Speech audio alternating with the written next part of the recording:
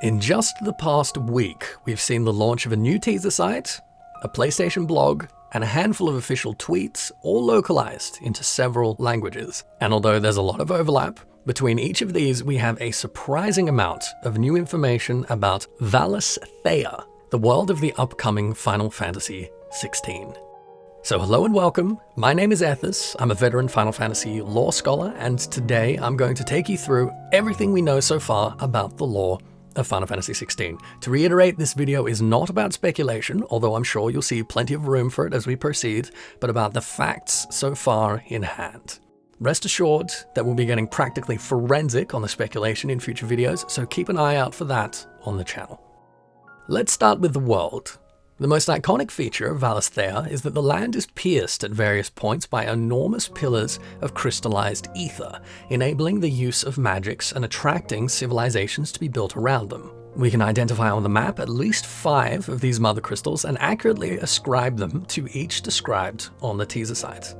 Now, although Valisthea has had a turbulent history of conflict over these crystals, the prevailing nations have enjoyed an uneasy peace for some time, until now, that a spreading ambiguous blight threatens to destroy one or more nation, possibly affecting their crystals in the process and somehow breaking the stalemate. The blight is called Le Fleur in the French localization of the announcement trailer, which is the same term as used for the calamities in Final Fantasy XIV. Again, we're not here to speculate today, but this particular parallel might at least give us some better appreciation for the gravity of the existential threat faced by the denizens of Valisthea. But let's talk geography. Valisthea is made up of 2 large continents, Ash in the east and Storm in the west. Ash is home to the kingdom of Waloed, or Waloed, however it ends up being pronounced, which controls the mother crystal known as Drake's Spine. From the map, we can safely assume this to be the crystal depicted at the north of the continent, the nearby city to be their capital. The throne of Waloed is occupied by the current dominant of the icon of Drake's Spine. We could speculate on the identity of this icon as well as the element of its mother crystal, but we'll leave that for another video. Ash has also been home to a myriad of beast tribes since ancient times, according to the Japanese teaser site, but they have been long shunned as barbarians, and the current king of Waloed has effectively dominated them and their lands, claiming the entire continent for the kingdom. Apparently his thirst for expansion was not satiated here, and so the king has raised a grand army for the purpose of pushing further west against his neighbors. We might wonder if the Battle of the Twin Realms was somehow precipitated by this agenda. Next, we'll move all the way over to southern Storm, where we know the mother crystal Drake's Fang to be partially buried into the heart of a mountain range. Upon our world map, it can only be this. Across this region, 5 states have federated into the Dalmekian Republic, which controls the crystal. The Republic is ruled by a parliament of representatives from each of the 5 states, advised by the dominant of Titan, the icon of Earth, and of Drake's Fang, which is probably aligned to this particular elemental aspect. We also know from the Awakening trailer that Dalmek participated in the Battle of the Twin Realms, and apparently drove back the Crusaders, whoever they may be. If we assume this negotiation to be with Rosaria, as evidenced by the presence of this man, who seems to be the Rosarian Archduke, then we can easily construe that Dalmek and Rosaria were allies in this past conflict, since the same woman that mentioned Dalmek says you were the ones who claimed victory in the Japanese localization, you, i.e. Rosaria. From here we move to the west coast, off of which a volcanic isle hosts the likely fire-aspected mother crystal, Drake's Breath, contested by 2 different nations. On the continental side, we have the aforementioned Grand Duchy of Rosaria, home to the princes Joshua and Shadbert. It was apparently formed long ago by a collection of independent states in western Valisthea unifying, possibly in order to exercise sufficient influence to stake a claim on the crystal from which they draw power, but do not currently control. The fire icon Phoenix's dominant serves as the Archduke, ruler of Rosaria, once they reach an appropriate age. That burden is currently shouldered by the father of Joshua and Shadbert.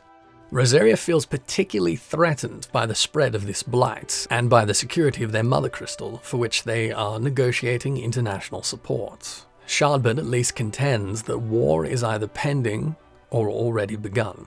Our foe will not relinquish their mother crystal easily. Off of the west coast, on the ocean side of Drake's Breath, we have a string of islands claimed by the isolated and xenophobic Iron Kingdom of the Ironblood peoples, speaking a distinct language to the rest of Valisthea, and prevailed by a crystal-worshipping cult known as the Crystalline Orthodox. They actively condemn and hunt down any dominance in their territories, and currently control the Drake's Breath. That the teaser site makes a point of stating that they execute any dominance born on the islands implies that a dominant has, at some point, been born here. I don't doubt that this will be important. You all know the target. Shiva's dominant. Since we know the Drake's tail to sit at the heart of the Twin Realms, process of elimination dictates this to be the mother crystal known as Drake's Head, and the city in its shadow to be Oriflamme, capital of the Holy Empire of Sanbreque. From the profile of the map icons, we can clearly see that this is the same city represented in the original concept art of Final Fantasy XVI from last year. The Empire's dominant serves as the champion and, according to the Japanese teaser site, the commander of the Imperial armies. The Emperor, however, is venerated across Sanbreque as the embodiment of their one true god. Some people might guess from the trailer, from the flag of Sanbreque, and from the apparently Ishgard-derived aesthetic of Oriflamme that Sanbreque's icon would be Shiva, but I would not be so quick to do so. We'll dive into the subject of this icon as well as the possible identity of Sanbreque's deity in a near future video. Sanbreque is also mentioned in the Japanese localization of the Awakening trailer, in which the line Imperial Viper is delivered as Sanbreque no Yatsudame, or those damn Sanbreques. It seems that the Rosarians, at least, suspect that Sanbreque is poised to invade. Do they really mean to invade us? Next we'll return to Drake's Tail, the largest known mother crystal, around which was built the Crystalline Dominion. Many bloody conflicts throughout history had been centered on the Drake's Tail before a treaty was forged between Rosaria, Sanbreque, Dalmekian, and Waloed, as the Dominion flag indicates, creating the Dominion as an autonomous, neutral state governed by representatives from at least these four nations. There is no dominant abiding in the Dominion or associated with the Drake's Tail, although whether this is also a specific provision of the armistice is unclear. The Battle of the Twin Realms was probably either a historical catalyst for this truce, or of the peace recently being finally broken. Finally, we come to the Northern Territories, a state or collection of states now considered fallen. With the rest of the map accounted for, we can only place these territories in the far north of Storm, north of Rosaria and northwest of Sanbreque.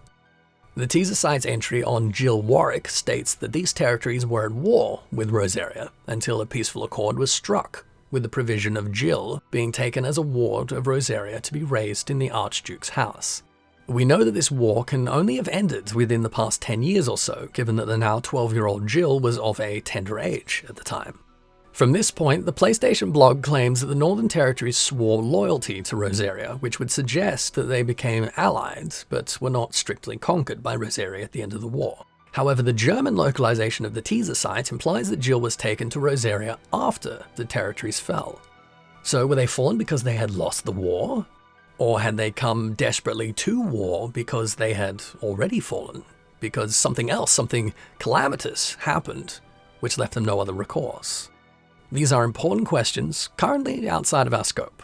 We can and we will speculate about this in a future video, but for now, this is a good pivot to talk about the characters we know so far. Jill was effectively a political prisoner, someone important enough to the Northern Territories that being held by the Archduke of Rosaria would guarantee their fealty. Just today, the Final Fantasy XVI official Twitter elucidated that she is, or was, in fact, a princess. However, the Archduke was apparently as empathetic as he was pragmatic and insisted on raising her as a daughter. The French localization of the teaser site reads that she is 12 at the beginning of the story, cementing both the fact that there is a significant time skip and also implying that she survives the tragedy of the first act. Then we have Joshua Rosfield, second of the Archduke's sons at 10 years of age, whom awakened to the power of the Phoenix soon after his birth, a burden that had been previously expected to have fallen on his elder brother. Both the expectation and reality of the succession of dominance implies that this power is usually passed down, at least in Rosaria, but whether it is through blood, favor to the crystal or the icon, or by some ritual, remains unclear. The recent PlayStation blog post confirms that dominance, or at least Joshua, don't merely summon, but do actually transform into the icon. Joshua is described as bookish and frail. The Japanese localization uses the kanji byojaku to imply that he is both physically frail and chronically ill. This helps explain that his caretaker, likely his mother, insists in the trailer that he should not be outdoors.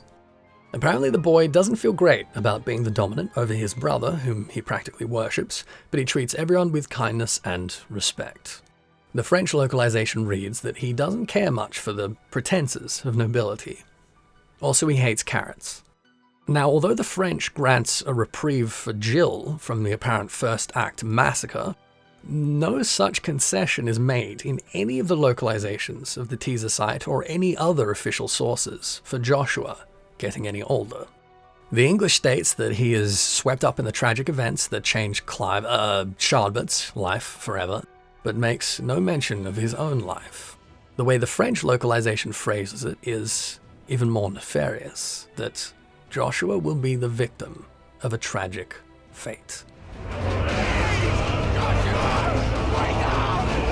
Finally, we have Charlotte, firstborn prince of Rosaria, whom did not inherit the powers of the Phoenix, despite the expectations of pretty much everyone in the Duchy.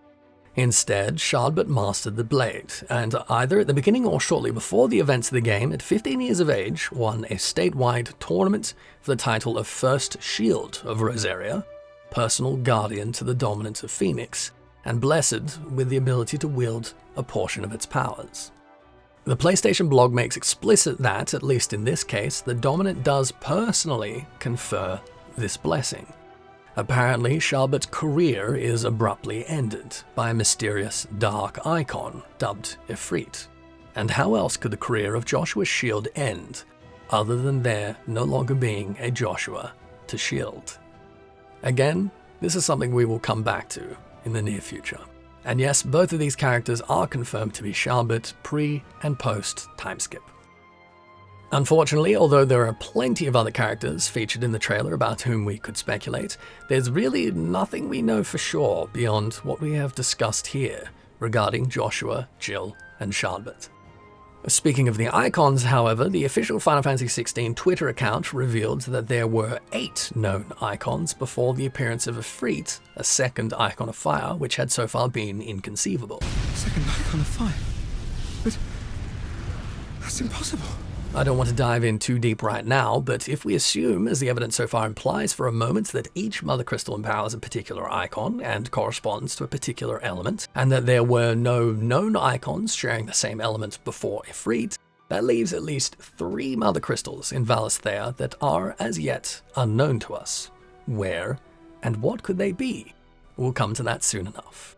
There are a few extra details that we can extract from the map and from concept art, topographical and geographical features, locations of towns, cities and forts, possible ruins, an established maritime tradition, a conspicuous absence of airships, an implication of Neo-Arabic architecture in Dalmek, some kind of cataract or immense whirlpool southwest of the Dominion, a presence in the world and some kind of relationship with dragons, and a bevy of text that is so infuriatingly low resolution that I can't even tell if it's a Latin alphabet or something more akin to Eorzean. As I said at the beginning and several times throughout, today's video is not about speculating. It is about clearly delineating what it is that we know so far, for certain, from each localization of each of the few official sources we have so far. But it should be pretty obvious that I'm having some real trouble restraining myself from diving deeper. We did discuss shortly after the trailer first dropped some of the wild and ridiculous conspiracy theories abound, but with the information we now have, there is actually a lot of really sound and compelling speculation that can be done about the world, plot, and characters. If you weren't theorizing about some of this already, I'm sure you are now. I have a great deal of my own notes which will be informing the next video, so if you think you'd find that interesting and don't want to miss it, make sure that you're subscribed to the channel and have notifications enabled by slapping the bell. In the meantime, feel free to discuss any of your own speculations in the comments because I would honestly love to read them. I would like to extend a special thank you to our exceptionally magnanimous patrons, as well as our subscribers over on Twitch for making this work possible. If you're interested in supporting via either of those avenues, you can find links in the description below. For now, thank you so much for watching, and I'll catch you next time.